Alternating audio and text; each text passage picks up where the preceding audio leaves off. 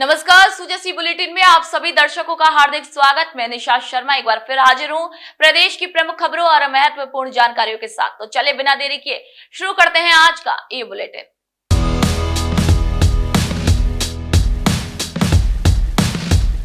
आइए खबर की ओर रुख करते हैं।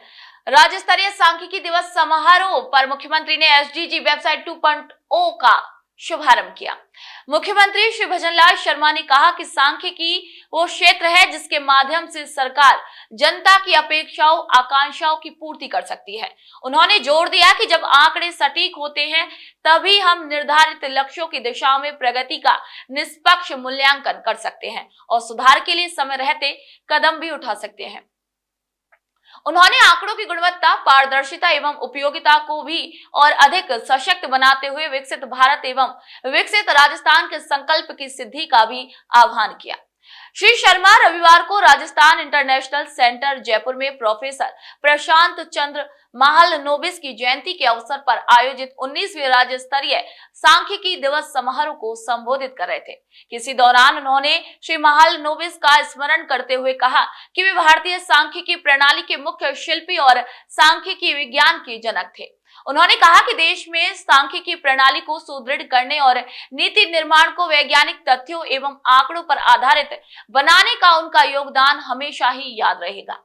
वहीं मुख्यमंत्री ने बताया कि इस वर्ष 19वां सांख्यिकी दिवस नेशनल सैंपल सर्वे के 75 साल थीम पर मनाया जा रहा है, जिसके निष्कर्षों और तथ्यों ने देश में नीतियों और कार्यक्रमों के निर्माण में अपनी महत्वपूर्ण भूमिका अदा की।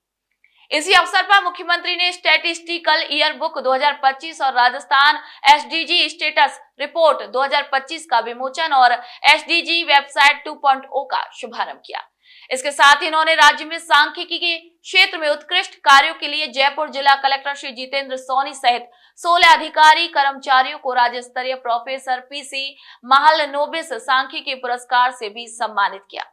आपको बता दें कि इसी अवसर पर सांख्यिकी विभाग के अधिकारी कर्मचारी भी मौजूद रहे।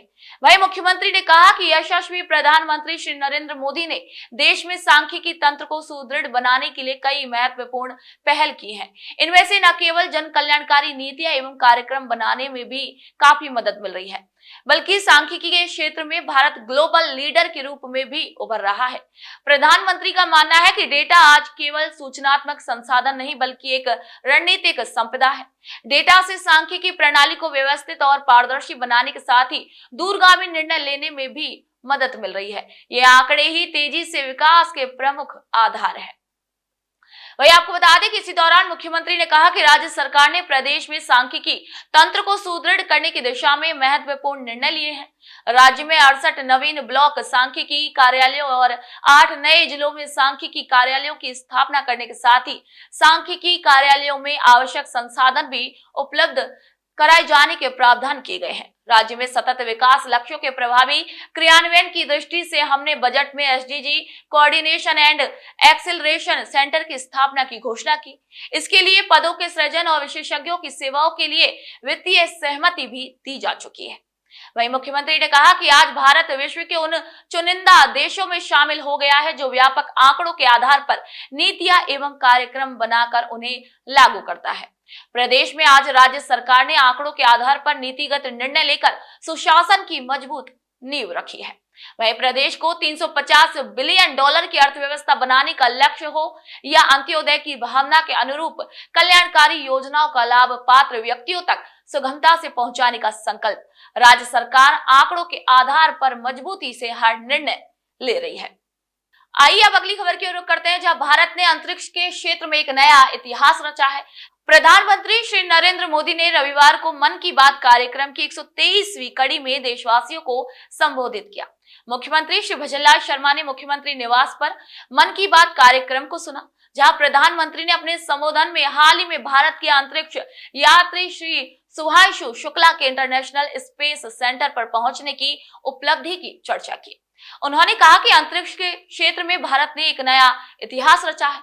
श्री मोदी ने श्री शुभांशु शुक्ला के साथ अपनी बातचीत का भी जिक्र किया, जहां श्री मोदी ने गत 21 जून को एक पृथ्वी एक स्वास्थ्य थीम पर आयोजित अंतर्राष्ट्रीय योग दिवस के बारे में भी जिक्र करते हुए कहा कि विशाखापट्टनम के समुद्र तट पर 3 लाख लोगों द्वारा एक साथ योग किया गया। देश विदेश के बड़े शहरों में आयोजित शिविरों में योग के माध्यम से शांति, स्थिरता और संतुलन की झलक दिखाई दी। वहीं प्रधानमंत्री ने 3 जुलाई से शुरू होने वाली अमरनाथ यात्रा और ओडिशा में आयोजित भगवान जगन्नाथ जी की रथ यात्रा के बारे में बात करते हुए कहा कि ये यात्राएं एक भारत श्रेष्ठ भारत के भाव का प्रतिबिंब है। वहीं प्रधानमंत्री ने भारत को हाल ही में मिली 2 बड़ी उपलब्धियों के बारे में भी बताया। उन्होंने कहा कि विश्व स्वास्थ्य संगठन ने भारत को ट्रैकोमा मुक्त घोषित कर दिया है और अंतर्राष्ट्रीय श्रम संगठन की एक महत्वपूर्ण रिपोर्ट में यह कहा गया है कि भारत की 64% से ज्यादा आबादी को किसी न किसी सामाजिक सुरक्षा योजना का लाभ मिल रहा है। आज देश के लगभग 95 करोड़ लोग किसी न किसी रूप में सामाजिक सुरक्षा योजना से जुड़े हुए हैं, जबकि वर्ष 2015 तक 25 करोड़ से कम लोगों तक सरकारी योजनाएं पहुंच पाती थी। वहीं श्री मोदी ने वर्ष 1975 में देश में लगाए गए आपातकाल का उल्लेख करते हुए कहा कि इस दौर में संविधान की हत्या की गई और अभिव्यक्ति की आजादी का भी गला घोंट दिया गया। उन्होंने कहा कि हमें हमेशा उन लोगों को याद करना चाहिए जिन्होंने आपातकाल का डटकर मुकाबला किया। प्रधानमंत्री ने देश के अलग अलग क्षेत्रों में कला, शिल्प और कौशल की विविधता के बारे में बात करते हुए कहा कि मेघालय के विशेष एरी सिल्क के माध्यम से वहां की महिलाएं स्वयं सहायता समूह बनाकर इस धरोहर को आगे बढ़ा रही हैं। वहीं तेलंगाना के भद्राचलम की महिलाएं श्री अन्न से बिस्किट तैयार कर हैदराबाद से लंदन तक भेज रही हैं, तो कर्नाटक के कलबुर्गी की महिलाओं द्वारा बनाई गई ज्वार की रोटी एक ब्रांड बन चुकी है। उन्होंने मध्य प्रदेश की सुमा उड़के द्वारा मशरूम की खेती और पशुपालन के माध्यम से आत्मनिर्भर बनने की भी सराहना की। वहीं मुख्यमंत्री श्री भजनलाल शर्मा ने इसी दौरान कहा कि देश के यशस्वी प्रधानमंत्री श्री नरेंद्र मोदी के नेतृत्व में देश तेजी से प्रगति के पथ पर अग्रसर है। वर्ष 2047 तक विकसित भारत के सफर में उपलब्धि के रूप में आए हर एक पड़ाव को वे इस कार्यक्रम के माध्यम से देशवासियों के साथ साझा करते हैं। मुख्यमंत्री ने कहा कि प्रधानमंत्री जी देश के हर नागरिक को भी राष्ट्र निर्माण में अपना योगदान देने के लिए प्रेरित करते हैं। उनके प्रेरणादायी उद्बोधन से मन में सकारात्मक ऊर्जा का भी संचार होता है। आइए अगली खबर की ओर रुख करते हैं, जहां पर पीड़ित वर्ग को त्वरित न्याय दिलाकर अधिवक्ता राष्ट्र निर्माण में अपना अहम योगदान दे रहे हैं। मुख्यमंत्री श्री भजनलाल शर्मा ने कहा कि अधिवक्ता हमारी न्याय प्रणाली का अभिन्न अंग है। उनकी सेवा और समर्पण ने भारतीय न्याय व्यवस्था को एक नए आयाम प्रदान किए हैं। उन्होंने जोर दिया कि समाज के पीड़ित वर्ग को त्वरित न्याय दिलाकर अधिवक्ता राष्ट्र निर्माण में अहम योगदान दे रहे हैं। श्री शर्मा ने मुख्यमंत्री निवास पर राजस्थान बार काउंसिलिंग कार्यकारिणी के सदस्यों से मुलाकात की। उन्होंने मुख्यमंत्री का राज्य बजट 2024-25 में राजस्थान बार काउंसिलिंग के लिए एक बारीय सहायता के रूप में 7.5 करोड़ रुपए का प्रावधान करने के लिए भी धन्यवाद ज्ञापित किया। और इसी दौरान प्रदेश में न्यायपालिका के और अधिक सुदृढ़ीकरण और विभिन्न विधिक मुद्दों पर भी चर्चा की गई। इसी अवसर पर मुख्यमंत्री ने कहा कि बार काउंसिलिंग ऑफ राजस्थान कानूनी सुधारों को क्रियान्वित करने, विधि शिक्षा और विधिक सहायता जैसे अन्य महत्वपूर्ण सराहनीय कार्य कर प्रदेश की न्यायिक व्यवस्था में एक बड़ा योगदान दे रही है।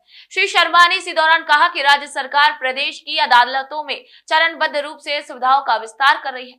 वहीं मुख्यमंत्री ने कहा कि प्रधानमंत्री श्री नरेंद्र मोदी ने स्वच्छ भारत मिशन, बेटी बचाओ बेटी पढ़ाओ और एक पेड़ मां के नाम जैसे अभियानों के माध्यम से देश और समाज को एक नई दिशा दी है। उन्होंने बताया कि इन अभियानों के व्यापक और सकारात्मक परिणाम हम सभी देख रहे हैं।